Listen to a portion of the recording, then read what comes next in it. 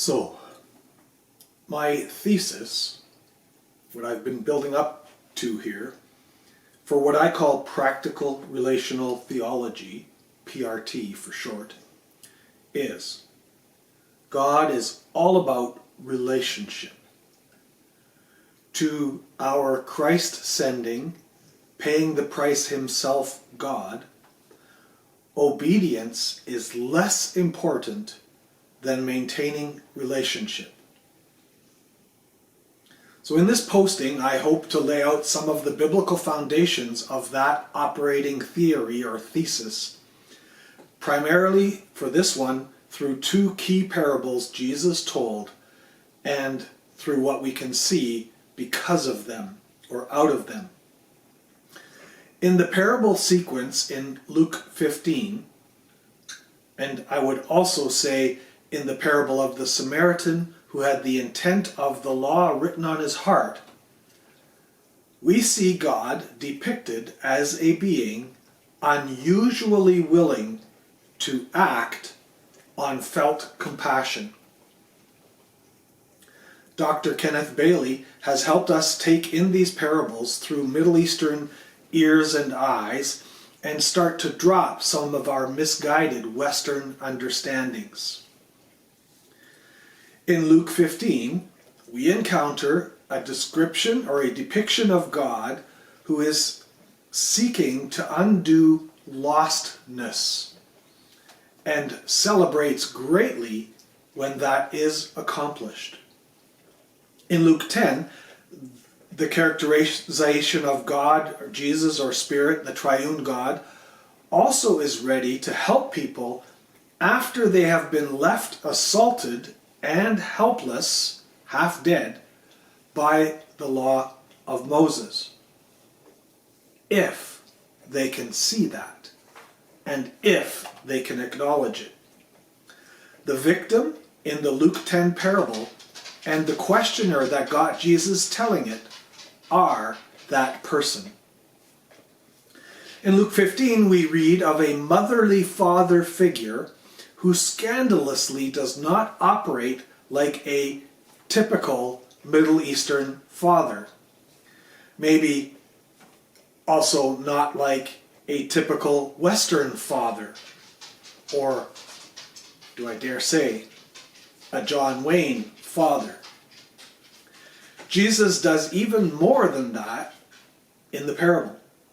He challenges the religious viewpoint behind the expectation of a typical father, and the religious perspective that projects a punitive expectation onto God as Father.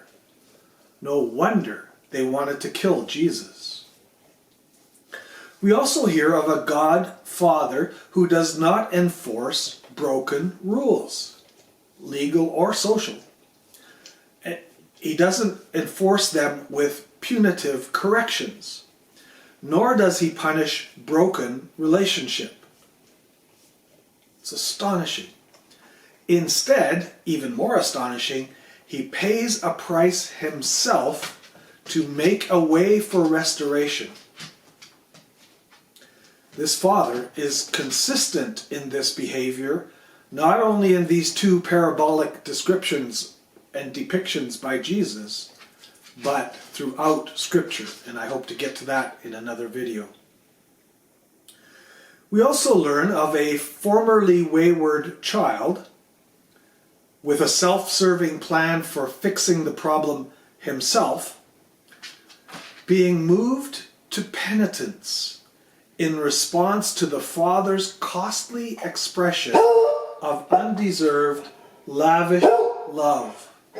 Of course this has to happen when I'm doing a video.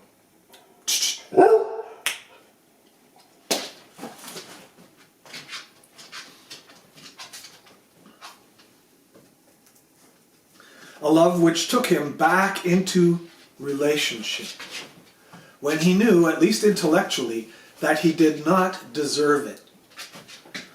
When he experienced the motherly father's actions and heard his words, he felt the effect in his soul and repented of solving things himself, and was glad to have been restored to relationship without having to pay.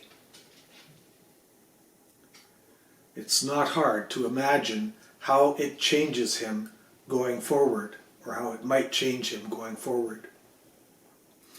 We see into an obedient offspring's true heart when he depicts himself as slaving for an inheritance he already has.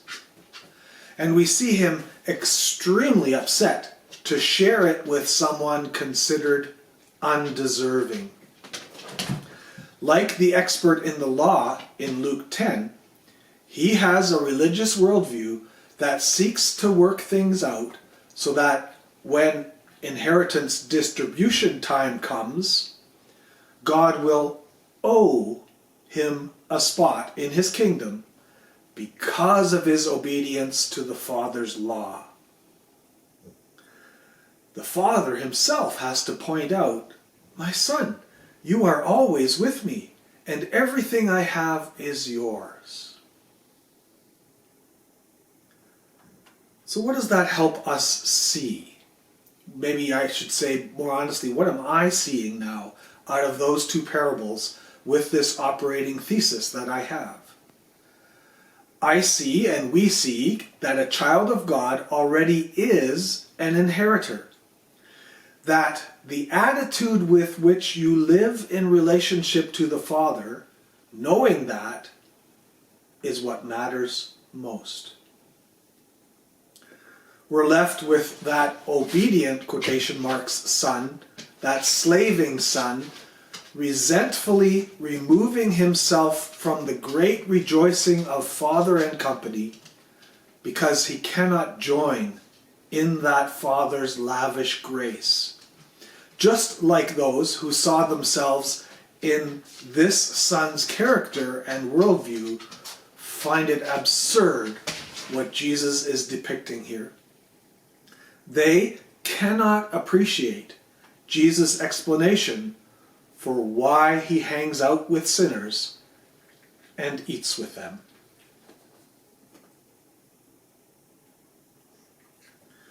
I'm afraid that people who share the worldview of the Son and of those whose tut-tutting got Jesus telling that sequence of parables, the Son who share the perspective of the Son who can't participate, have taken control of the agenda and mission of the CRC in North America. In their leadership, actions and words, they seem to want to punish sinners and prevent all eating with them, all fellowshipping with them.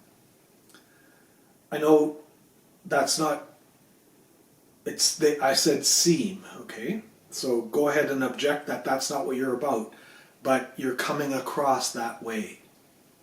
And you're to some degree responsible for coming across that way, because it reflects your lack of understanding of all this. So they want to prevent all eating with those sinners. And this is not just general sinners, which would be all of us, but they're all about very specific sinners. In fact, they're all about history's favorite kind of sinners for this sort of targeting. Those who have been imagined to have sinned, who has squandered your property with prostitutes, or who have really sinned in a certain specific way. In clearer words, those who sin sexually and remain well regarded in the community of believers, but also those who eat and fellowship with them without condemning them, without having condemnation. It's especially those fellowshipping folks who need an inquisition and a purging. This is what I hear in the writing of the people I'm thinking of. And they need this purging, particularly if they are in any kind of leadership. It's just not right, seems to be the perspective.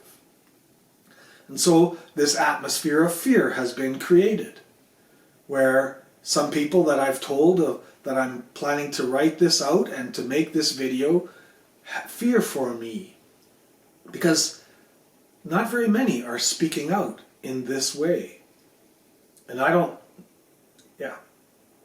So this is all extremely sad and upsetting, and has many in the middle still in shock since the first shakeup of 2022, and then the even bigger aftershock of 2023 when the trajectory became clearer. Even sadder for me in the face of this is how often I find myself in an older brother mode of anger and hostility towards them for their sin of not understanding grace or applying it well to ministry to fellow sinners. For me, in my house, God is about relationship. Everything starts there. And this is something clearly shown throughout Scripture. We are to let the price God's self paid to restore our possibility of relationship with God shape us. And the relating itself shape us. The being in relationship with that God will shape us. Not obedience to some law. Real, like real law, or sprung from man's imagination, such as the older brother's imagining of what the younger brother had done. Not external adherence, so just the appearance of adherence to the latest definition of clean or unclean or unchastity. If our God is a God who is about relationship first, and if that God will do anything to keep and or restore relationship with his children, and those who focus on law and rules are clearly depicted in the parable as still invited to the banquet, but stubbornly staying out of heaven's celebration, then I plead with them to come to Jesus in a fresh way, the way of the younger son. I'm convinced that if you felt what that younger son must have felt were this a real incident, some of those behaviors will disappear, will go away. Come to Jesus as a restored son, not as the policeman of the kingdom. This is also then the foundation for those of us who are oriented to connection, story, relationship as a quite different subculture in the CRCNA from those who seem to be oriented to law, rules, enforcement, propositional faith, and process. Synod, as I've said, the floor of Synod anyway, favors them because synodical process is all about law and rules and boundaries and those kinds of things. So this is the divide I mentioned. I mentioned that I noticed on the floor of Synod, particularly in 2023, which is what prompted my first Synod sense-making video. And in the written version of this, I have a link if you haven't seen that one yet, where I lay that out for the first time. So, my thesis for what I call practical relational theology, PRT, is God is all about relationship. I believe it is clearly shown in these two parables. To our Christ-sending God, obedience is less important than maintaining relationship. And please notice, this is in the written version as well, I'm not saying obedience is unimportant. I keep getting baffled that people presume then that I mean lawlessness. No, It's the priority of the perspectives that I'm talking about. And so this video and posting are a first attempt at laying out that view based on two parables of Jesus that certainly shifted my thinking when I began to understand them in the way that I've shared with you on these videos. Of course, there's way more to do on this, and when I first set out to work on it some months ago, because I started realizing, okay, we've worked on some assumptions as the progressives, I'll call us, but nobody's articulated them well, or the articulations are so far out afield from what I'm going to say the traditionals or the conservatives can understand, that there's no possibility of connecting.